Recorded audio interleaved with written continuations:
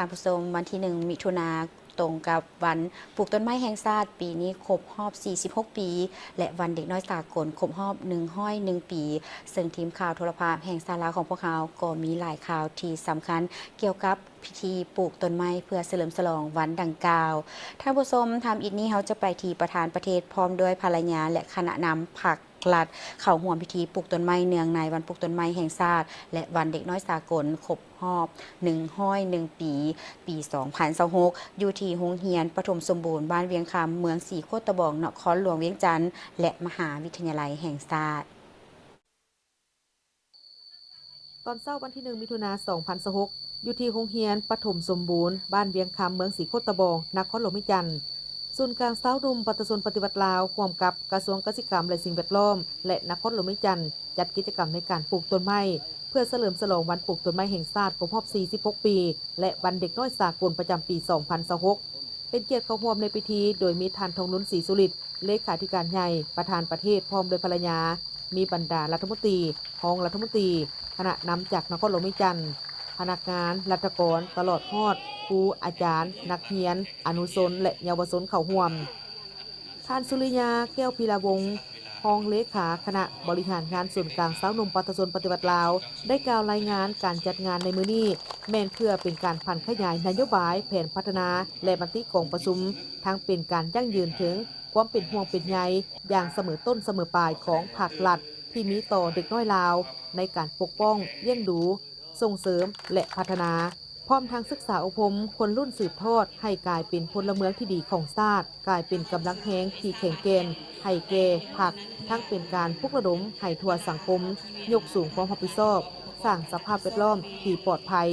สกัดกั้นปรากฏการณ์ย่อท้อโดยเฉพาะแม่นปัญหาสุขภาพสิ่งเสพติดการศึกษาเคียงคู่กับการฝึกฝนหล่อหลอมแนวคิดหักชาติคุณสมบัติศีลธรรมปฏิบัติและปลูกจิตสำนึกให้หักธรรมชาติผ่านขบวนการปลูกต้นไม้และรักษาสิ่งแวดล้อม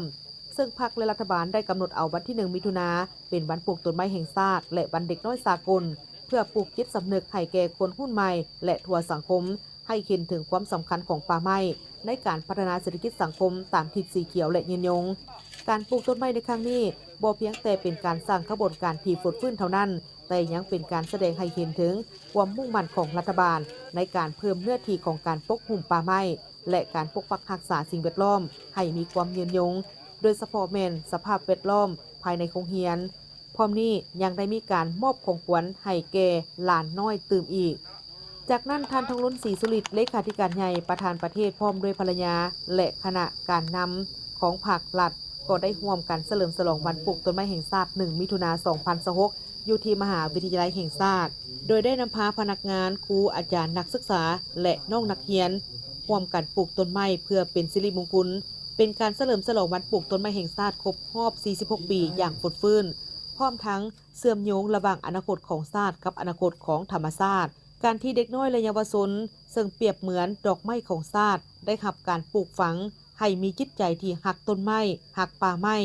ตั้งแต่น้อยก็คือการลงทุนแบบยืนยงเพื่อรักษาเพื่อระดมกำลังใจของพนักงานครูอาจารย์และนักศึกษา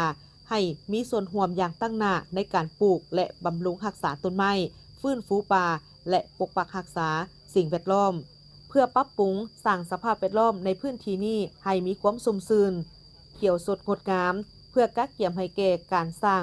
อนุสรณ์สถานประธานไก่สนพรหมวิหารอยู่ต่อหน้าสำนักงานแห่งนี้และเพื่อเป็นการประกอบส่วนสร้างขบวนการให้มีบรรยากาศที่ฝุดฟื้นเพื่อเป็นการกำนับขับต้อนเฉลิมฉลองวันสร้างตั้งมหาวิทยาลัยแห่งชาติครบรอบ 30 ปีที่จะจัดขึ้นอย่างเป็นทางการในท้ายปีนี้